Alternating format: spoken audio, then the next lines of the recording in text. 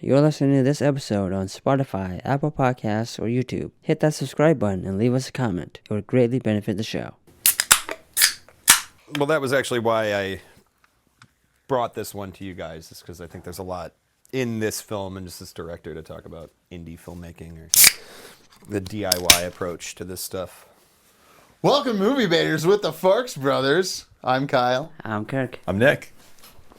And we're I'm Luke. sorry, go ahead. It's you. The guest could introduce himself. Oh, Go yeah, ahead. please introduce yourself. That's better, way better. Well, I'm Luke. I'm a cinematographer locally here in the upper Midwest. Yeah. Well, you're also an editor too, right? And a gaffer occasionally? Editor, gaffer, all around kind of one-man band when I need to be, but... You're a writer-director, and you're making a short this weekend, correct? Not this weekend, no. Later this summer, I'll be directing a short for my own script. And then actually in the fall, I will be directing a streaming series pilot. Is that with spec Bronson? pilot. Yep, so that's sort of his concept, his baby. And he needed somebody to put the whole thing together, so... Interesting, because didn't he just do one that you were on, Valinor or something like that? So this is Valinor. So it's episode 2, essentially, right? the production history of this thing is long and complex. So basically we're reshooting the pilot. We've built in kind of more high style. So we're treating that one almost more as like a proof of concept at this point. We've managed to raise a little bit more money than we had the first go round. And I thought once I came on as a director, our old director Dana directed the proof of concept. She kind of took a step back from directing, and they needed somebody, and I had shot that one.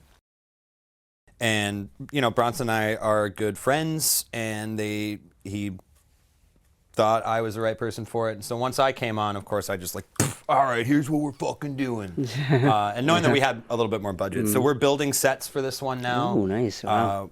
I have a puppeteer who's working as our production designer, and they're bringing in people from art school to kind of help us bring in little critter guys. And so we're going for more of like kind of a Jim Henson-y vibe with the fantasy. Cool. All right. Versus just going out in the woods and shooting it, right? I was going to try to introduce the movie. I can't even pronounce it. Vulcanizadora.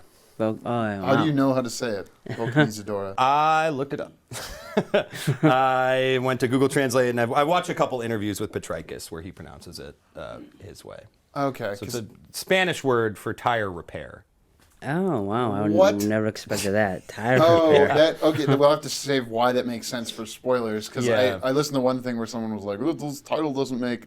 Now knowing that, it makes sense to you, right? Because you know what happens. Yeah. Okay. But we'll debate it more in the spoilers. Could you think anyone that doesn't make indie movies could watch a movie like this and enjoy it?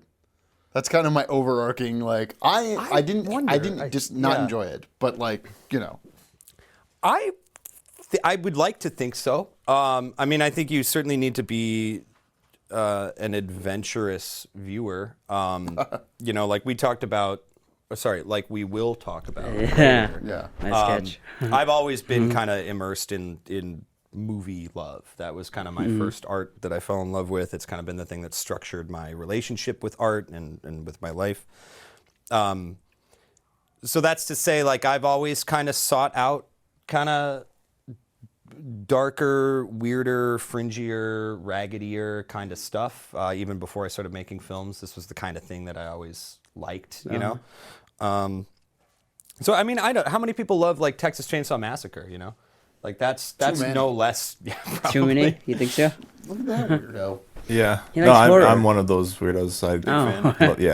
Yeah, I mean, I love that movie. And that's been a big movie since forever. And that's, I would say, every bit as kind of, like, ragged and gross and off-putting as this one. Didn't you watch that with ex-girlfriend roommate? And we put it on Memorial Day. It was kind of a backdoor way to get her to watch it because she was coming over and you just had it playing. Oh, yes. wow. I told you to keep playing it. Yes, because Damien came over. And that's right. Previous guest of the show, Damien. Previous guest of the show, Dana. Just make sure that everyone knows to go back and look at the catalog.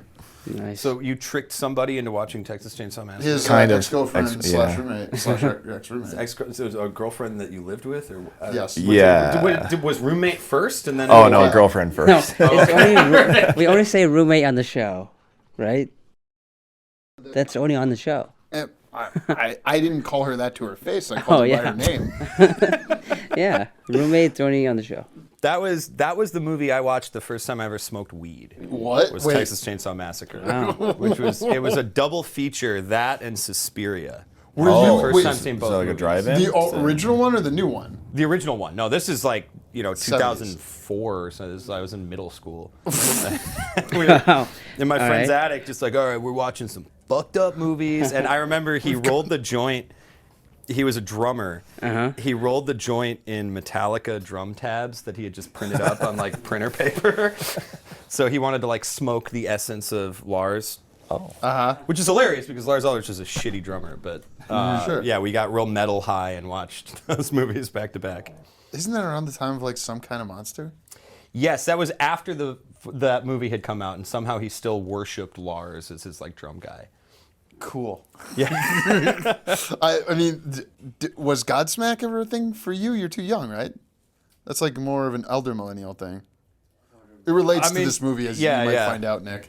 Oh, Godsmack. You would have seen the Godsmack scene. Yeah, where they're with the playing glow the music? stick where he's drunk. I didn't even make it that far. Oh, yeah. That's a spoiler now, too. It's not, I mean, Not that much. this is good. You're a good barometer for what is. It's not a spoiler. Oh, yeah. Sorry, we switched. It's my fault. I switched the time earlier to make it more conducive to a variety of schedules. Yeah, was Godsmack a thing for me? I've never liked Godsmack. I mean, yeah, they were More of a around. Papa Roach guy? Yeah, that's right. Or a Creed guy. Oh, God. See, I knew Creed sucked because of that Without a Paddle movie where Seth Green is like, man, I've never been so happy to hear Creed, so this is the first time? The first and only time. It'd be a partial lineage with this movie, too. Yeah, somewhat. Without a Paddle, you mean? Or I've actually never seen Without a Paddle. Do they get lost in the woods? Yeah, they get lost in the woods. There you go, Like a double treasure feature. hunt. Mm-hmm. Man, how did Texas Chainsaw Massacre hit you as your first time getting high? Which, Really intense, yeah. And I remember his parents, we were in the attic watching it, and his parents had made roasted chicken for dinner. Nice. And they hadn't cleaned up the dinner table, so I had to go down to take a leak. And there was just this bird carcass on the table. And I'm just high out of my mind for 13 years old for the first time.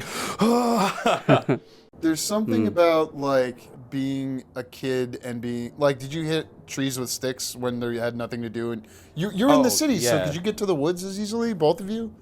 You didn't live in rural, like we've lived in rural. Oh, yeah, I did not. Well, not back then. Yeah, I would say growing up, definitely, city kid. But these are very green cities, so Yeah, there's there a are lot trees of a lot fucking around at the around, park with my friends and doing exactly that. I mean, the same diet as these characters. Playing around with fireworks. Like Swiss cakes and Gatorade is definitely that's every summer until I left home, basically, until I discovered beer. So these guys are in their 30s, right? I think maybe late 30s. I think it's kind of deliberately left, or it's not important to what they're doing. So this film is actually a sequel to an Buzzard, earlier... right? Is there a sequel to Buzzard? Yes. Yeah. Did you watch Buzzard? I saw that. Yeah, only because I feel like I don't know. It's not important to the discussion, but I saw because it was a prequel. Might as well see it. Yeah. You don't have to have seen Buzzard, but I love that movie. You did. Oh yeah. You've seen this guy's oeuvre? There's not many. He's been 5, active for 10 or 15 years. I haven't seen all of them, but I've seen the bulk of the ones that are easily available. I think there's a couple early things that he did that were sort of festival movies that are hard to find. What is the appeal to you? Because it seems like are a lot of his movies about losers? They're all about losers. They're all about the same loser. It's that same guy, Joshua Burge. It's that same guy. Yeah. Not the same character, but he's always kind of got that same affect. Yeah, these sort of Arrested Development loser dudes in the Midwest. there's something relatable about that. But I think more than any of that, what I like about Joel Potrykus is, I mean, one, as a fellow DIY filmmaker, I just like seeing somebody who has that strong of a voice and that strong of like a commitment to a specific voice and a style. I like how much he's able to do with like nothing, basically, and how he's kind of very, very pointedly not attempting to like you see this thing, like we were talking about Greta Gerwig later. Yeah. That kind of trajectory over the last 20 years, you kind of see this sort of indie film to Marvel film pipeline. Ryan Coogler is like another one of those people. Chloe Zhao, another one of those people. You kind of get the impression that like they make these smaller, scrappier movies almost as like an audition for the bigger movie.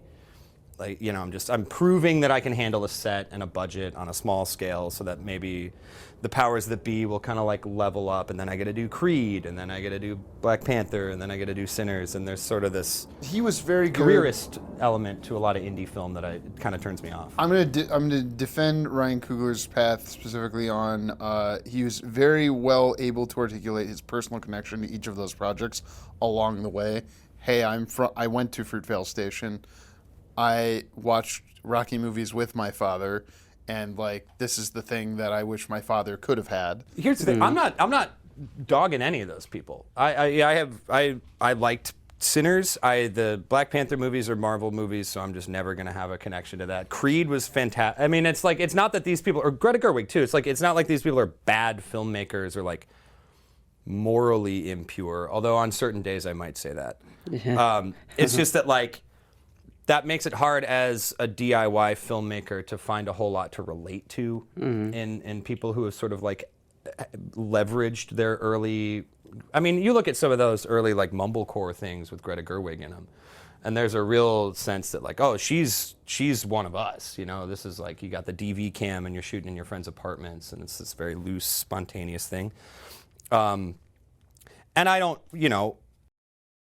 I don't know whether I would say yes or no to the next level up, but I kind of know I'm probably never going to have the opportunity to even say no to that stuff. Okay. And so discovering a filmmaker like this, who's somebody who's sort of kind of has the same perspective as me, which is like, it's not even a question whether I will be able to leverage this. And so what I'm going to do is really tightly focus my production model and the kinds of stories I tell so that I can have this long-term sustainable career doing what I do, making the movies I want to make at home. You know, he's never going to leave Grand Rapids. He's probably never going to have a budget over $100,000, if that. But I mean, if he's happy doing it, I think that's fair, right? That's fine. Yeah. And I think that's beautiful. I mean, to me, that's the model to emulate. For me and all my friends here in the upper Midwest, you know? I think like it takes a lot of luck, and it takes a lot of guile, and it takes a lot of gamesmanship to sort of leverage these small things, and it takes a lot of just being in fucking New York or LA to leverage these things into like, okay, I started small and now I got to get bigger and bigger and bigger, and there's only so many people who can do that. And it might not. We've had people on the show who have gone from here, never left, and you know. They do Hollywood level things and stay here. I mean, and increasingly so, right? The industry is not as centrally located as it used to be. Like everything is kind of diffuse and spread around. But I think especially as like a writer and a director, and just I don't know, as an artist, like when you read like these interviews with Potrykus, he'll talk about how his model for making movies is sort of like being in a band, which very much speaks to me as somebody who played in bands for years. Oh, remind me to ask about that in the interview later. Okay.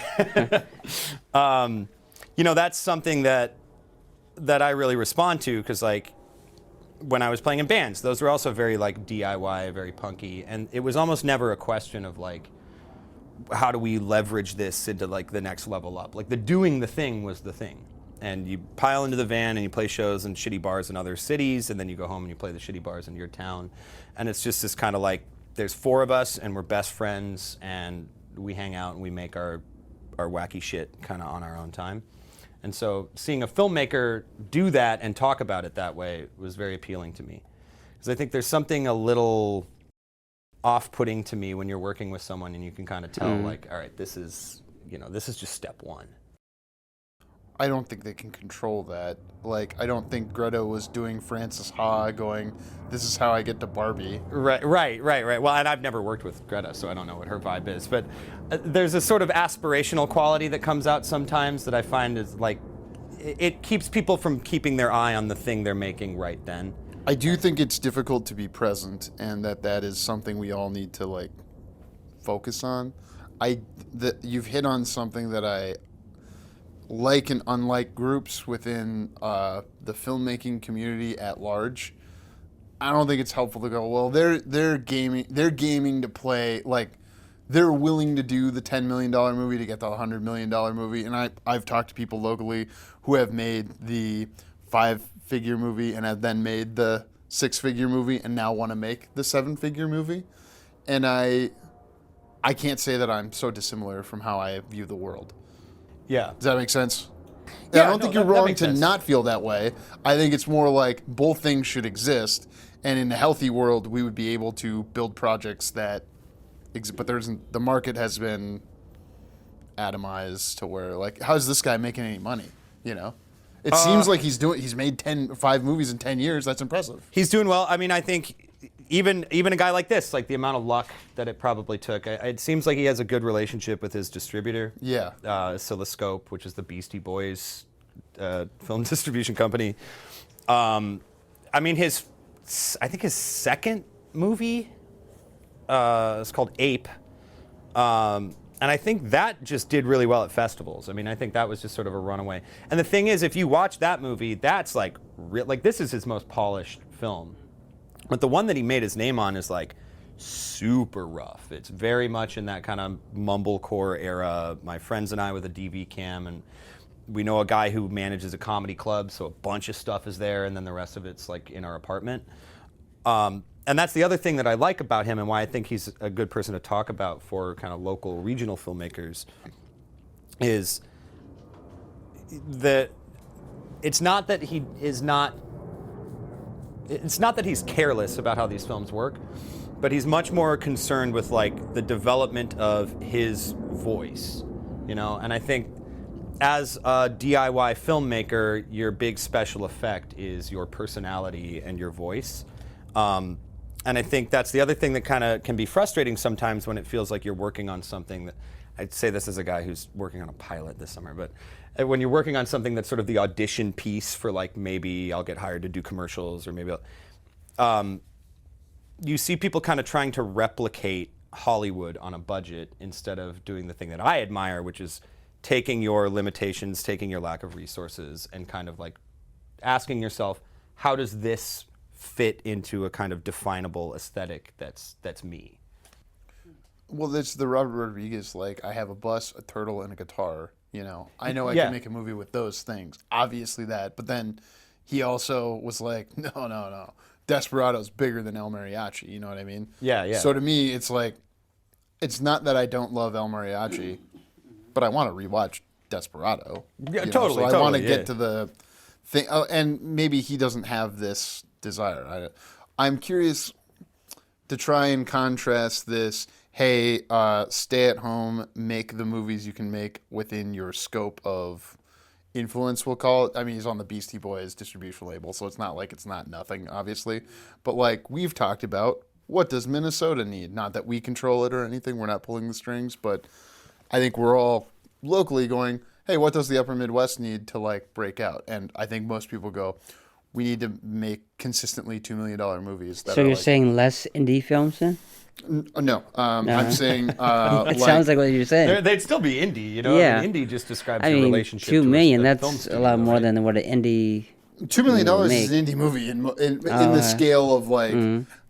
So, 200,000 to $2 million, okay? So, in that range, kind of like genre movies. And then I wonder, like...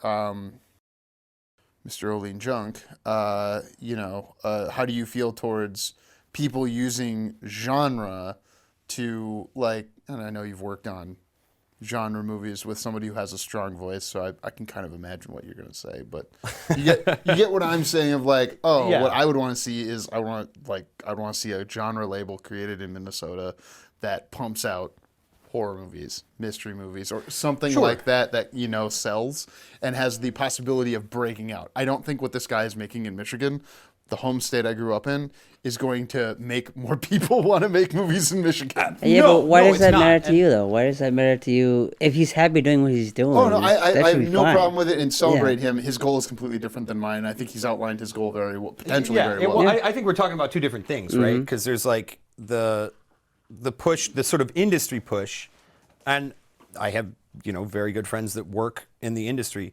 The push there is kind of more for what you're talking about. Like, how do we become a production hub for things that are like a commercial enterprise that are sort of designed to make money on the back end so that we can pay people properly on the production end. Correct. And I mean, that's I think important. If you're a career grip, if you're a career makeup artist, if you're a career even cinematographer, like you need those kinds of things if you want to pay the bills with your craft.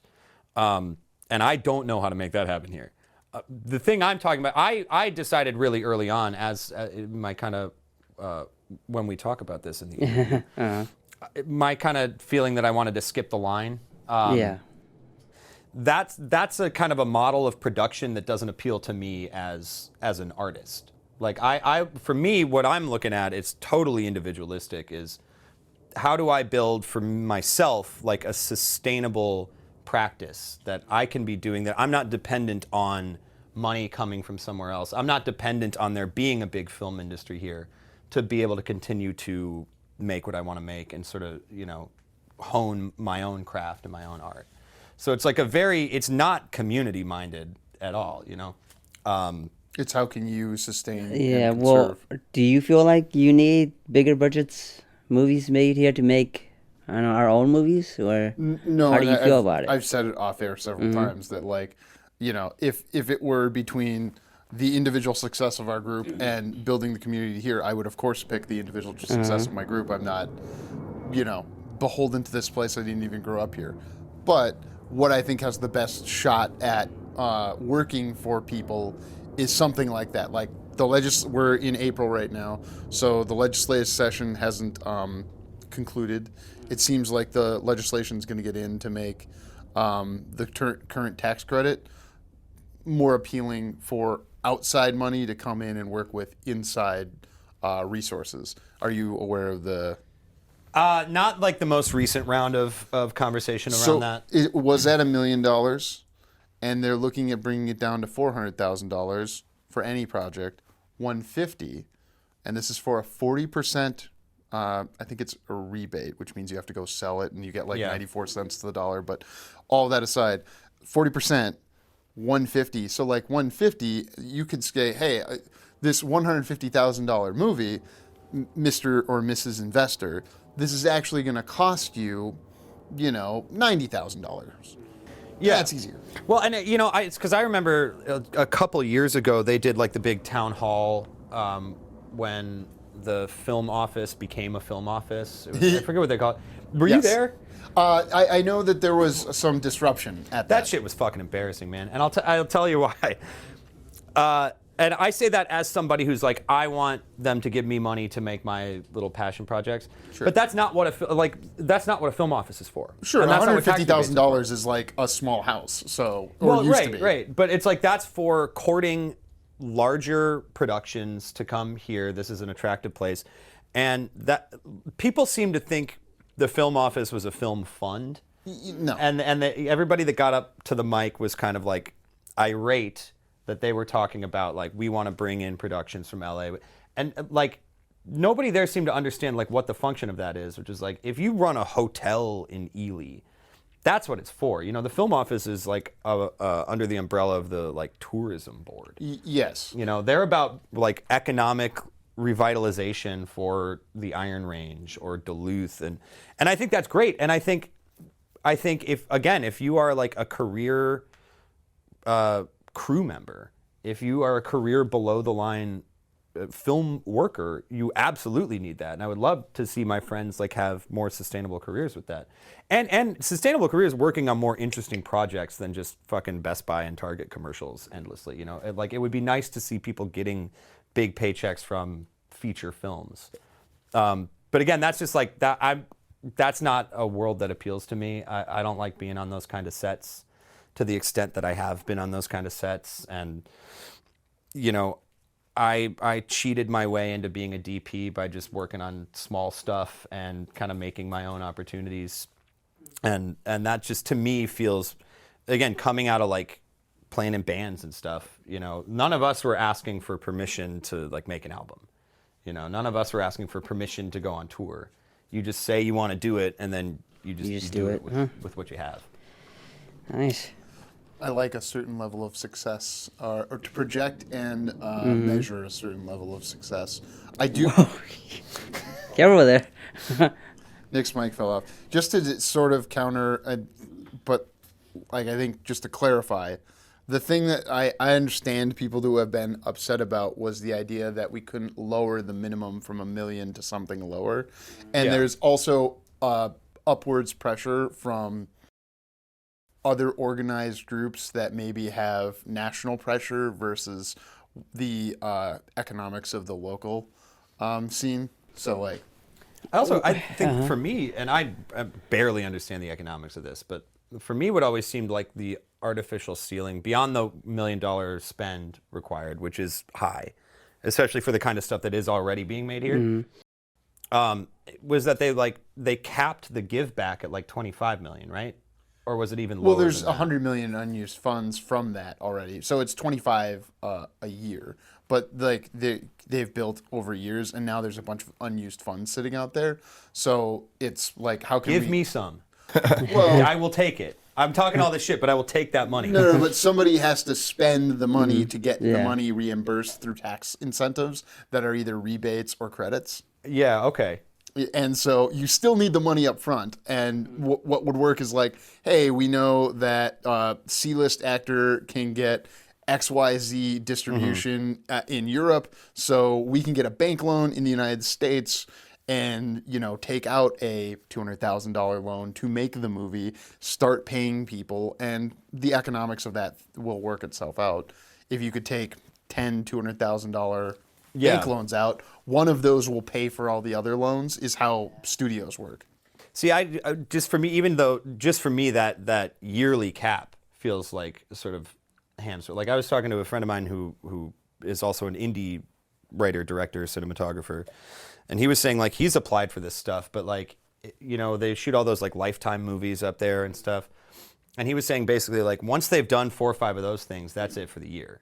And then anybody that would be applying for that rebate program is kind of boned because they've spent their 25 on Lifetime movies. The Lifetime movies aren't made for $2 million. The Hallmark movies are. I just know this from knowing. Hallmark, sorry, that zone of cozy. Yeah, but the money's still being spent, so no one else can use it. And the realized effect to date is that there is a more than 1 year's 25 million sitting out there still yet to be used. So what would work good is if more movies start getting made, the backlog gets used, and then we go, oh, next time we have to do this in 4 years, why don't we raise it from 25 to 50? Because it's money that is coming back after money has already been spent in the state, which is like, I am so glad that, how do you say the name of the movie?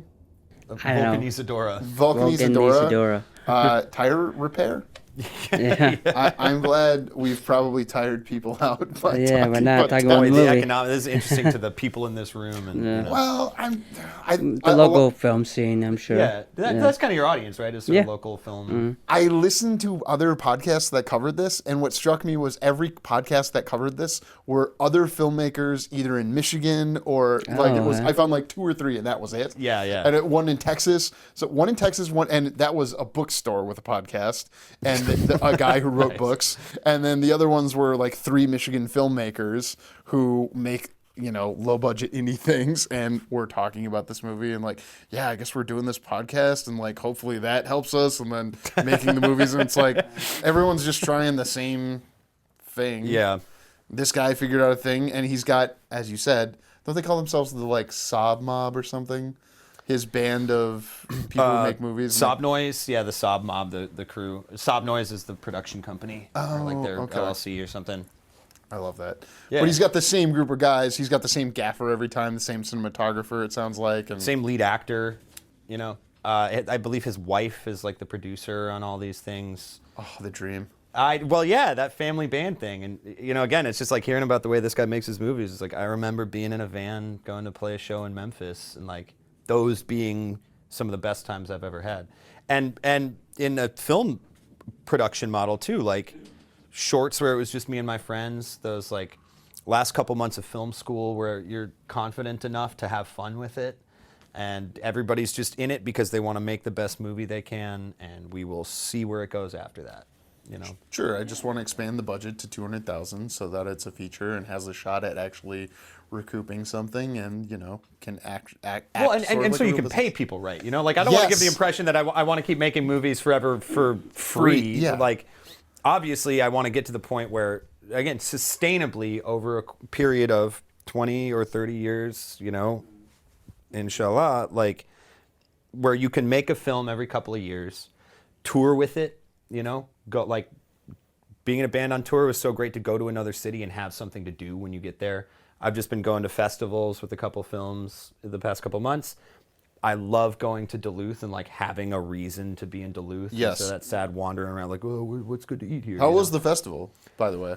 It was fun. I'm going to forget to ask in your interview, so I'm going to ask now. It was great. I actually saw a very good feature that was shot in Ely, a very low budget horror feature that I thought was fantastic. What was it? Goody Goody. Oh, I've heard about this. Keeley Camp produced that. Keeley produced it. A bunch of local people worked on it.